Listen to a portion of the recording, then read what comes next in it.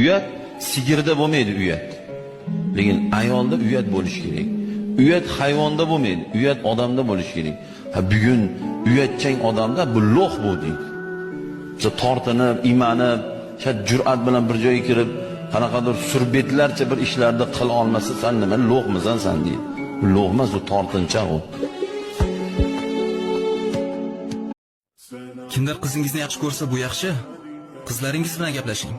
Ular kimdirni yaxshi ko'radimi, yo'qmi so'rang. Ota bilan qiz o'rtasida ochiq muloqot bo'lishi kerak. U kimnidir yaxshi ko'rsa, sizga aytishdan qo'rqmasligi kerak.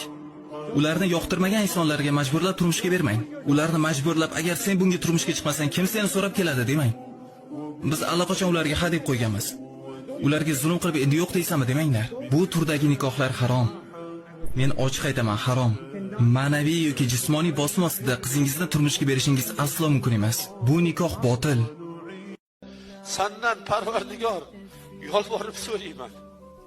Azroil alayhissalom bilan bizlarni joy namoz ustida uchrashtir Parvardigor.